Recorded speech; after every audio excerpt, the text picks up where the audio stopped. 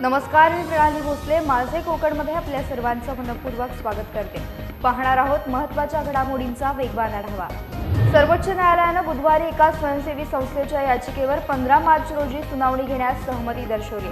भारताच्या सरन्यायाधीशांना मुख्य निवडणूक आयुक्त आणि निवडणूक आयुक्तांच्या निवडीसाठी स्थापन करण्यात आलेल्या समितीमधून वगळण्यात आले। सुदृढ लोकशाहीसाठी आयोगाला राजकारण आणि कार्यकारी हस्तक्षेप यापासून दूर ठेवण्याच्या कारणावरून सर्वोच्च न्यायालयाने सुनावणीस होकार दिला।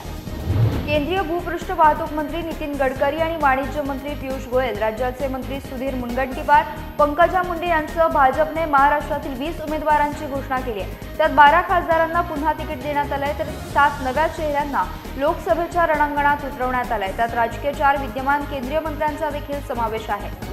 कृषी विद्यापीठाच्या धोरणानुसार आणि स्वामीनाथन आयोगाच्या शिफारशीनुसार काजूला किलो मागे 200 रुपयांचा हमीभाव मिळावा, आयात शुल्क वाढवावे अशी मागणी सिंधुदुर्ग जिल्ह्यातील काजू उत्पादक शेतकऱ्यांनी सरकारकडे केली आहे। ही मागणी मान्य न झाल्यास आगामी काळातील सर्व निवडणुकांवर बहिष्कार टाकू असा इशारा देखील सिंधुदुर्ग जिल्ह्यातील काजू उत्पादक शेतकऱ्यांनी राज्य सरकारला दिला आहे।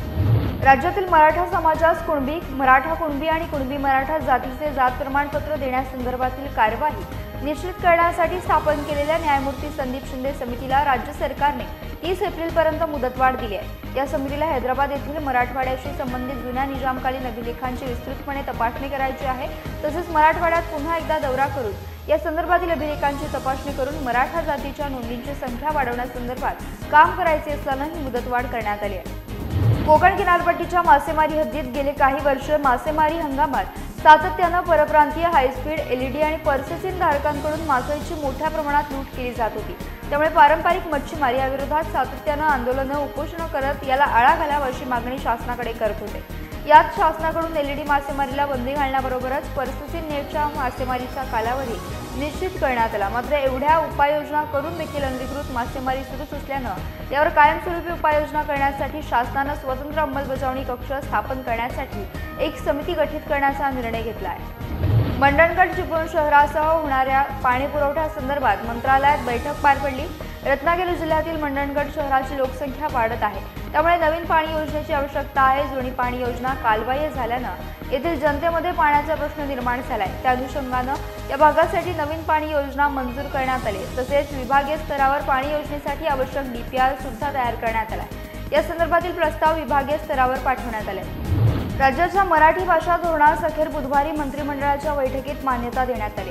पुढील 25 वर्षात मराठीला ज्ञान आणि रोजगाराची भाषा म्हणून प्रस्थापित करण्याचे ध्येय या धोरणानुसार समोर ठेवण्यात आले। मराठी भाषेला अभिजात भाषेचा दर्जा मिळवून देण्यासाठी सरकारच्या वतीने एक समिती गठीत करण्यात येणार असून ही समिती केंद्र सरकारकडे पाठपुरावा करणार आहे। राज्यातील शक्तीपीठ धार्मिक स्थळांच्या सर्वांगीण विकासासाठी तसेच पर्यटनाच्या दृष्टीने शक्तीपीठ महामार्गाच्या कामाला प्रत्यक्षात सुरुवात होते। हा मार्ग पत्रादेवी बांदा सावंतवाडी ते दिरगज वर्धा असा असून 805 किलोमीटरचा आहे। हा महामार्ग कोल्हापूरची करवीर निवासिनी अंबाबाई देवी, तुळजापूरची तुळजाभवानी आणि नांदेडमधील माहूरची रेणुका देवी अशी 3 शक्तीपीठे जोडणार आहे। हा मार्ग औंढा नागनाथ आणि परळी वैजनाथ या 2 ज्योतिर्लिंग मंदिरांनाही जोडेल।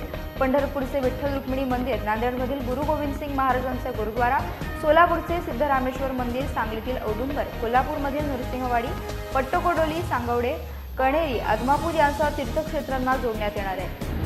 दक्षिण मुंबईची थेट विरारला जोडणी देण्यासाठी महत्त्वपूर्ण असलेल्या वर्सोवा-विरार सागरी सेतू प्रकल्पाच्या आराखड्यात बदल करण्याचा निर्णय मुंबई महानगर प्रदेश विकास प्राधिकरणाने घेतला आहे। वर्सोवा ते विरार सागरी सेतूऐवजी भाईंदर येथील उत्तम ते विरार असा जोड रस्त्यासह सागरी सेतू MMRDA कडून उभारणार आहे। कुर्ला VKC वांद्रे परिसरातील वाहतूक कोंडी सोडवण्यासाठी उभारण्यात येत असलेल्या पॉट टॅक्सी प्रकल्पासाठी प्राधिकरणाच्या बैठकीत मान्यता मिळताच मुंबई महानगर प्रदेश विकास प्राधिकरणाने निविदा काढली आहे। ही निविदा प्रक्रिया पूर्ण करत शक्य तितक्या लवकर कामास सुरुवात करण्याचे MMRDAचे नियोजन आहे।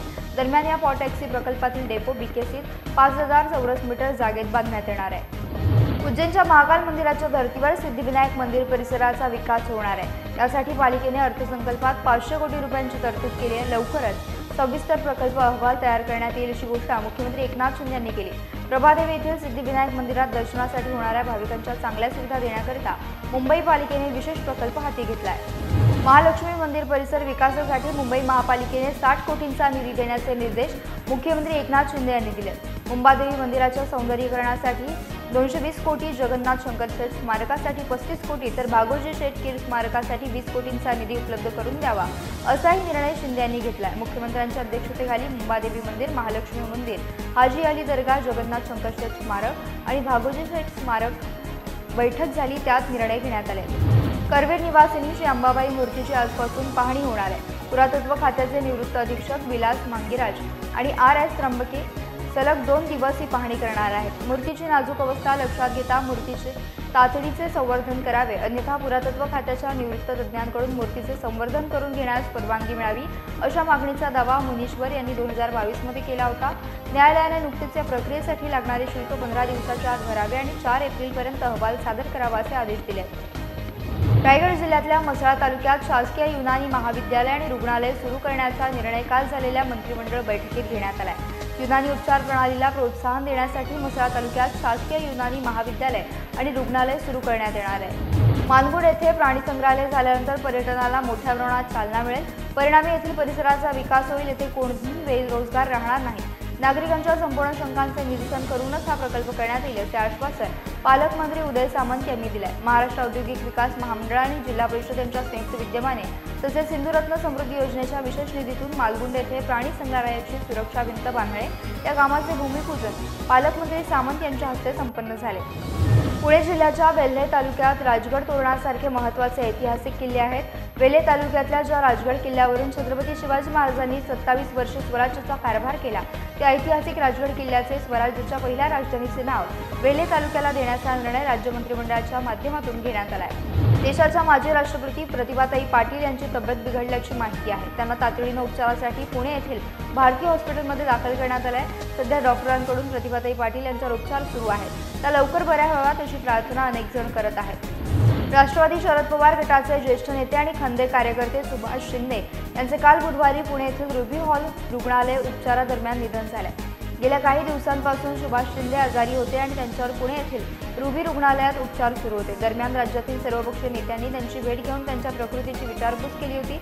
त्यांचे पार्थिव अंत्यदर्शनासाठी गुरुवारी फलटण येथील लक्ष्मीनगरमधील जिद्द या त्यांच्या निवासस्थानी ठेवण्यात आले होते. राजापूर येथील कशेळी येथील समुद्रात मच्छीमारीसाठी गेलेला खलाशी बेपत्ता झाल्याचा प्रकार समोर आला. नायाब हसन धालवेकर, साखरी नाटे, राहणार राजापूर असे बेपत्ता झालेल्याचे नाव आहे. 13 डिसेंबर 2023 पासून नायाब हा बेपत्ता असून त्याच्याबाबत कुणाला माहिती असल्यास पोलिसांशी संपर्क साधावा असे आवाहन पोलिसांकडून करण्यात आले. आणि गेल्या काही दिवसांपासून देशभरात कुत्र्यांच्या हल्ल्याच्या घटना वाढत आहेत. या हल्ल्यात अनेकांनी प्राण देखील गमावले. पाळीव कुत्र्यांच्या हल्ल्यात अनेक जखमी देखील झाले. पिटबुल, रॉटव्हिलर यासारखी कुत्री धोकादायक असतात. कुत्र्यांचे हल्ले रोखण्यासाठी आता केंद्र सरकारने मोठी पावले उचलण्याच्या तयारीत आहे. कुत्र्यांच्या काही प्रजातींची आयात, प्रजनन आणि खरेदी यावर निर्बंध घालण्याच्या सूचना केंद्र सरकारने राज्यांना केल्या. पिटबुल, रॉटव्हिलर, टेरियर, वुल्फडॉग आणि मॉस्टिफ या कुत्र्यांच्या प्रजातींचा यात समावेश आहे. यासह वेळ झाली येथेच थांबण्याची. तुम्ही कुठेही जाऊ नका. पाहत रहा फक्त माझे कोकण.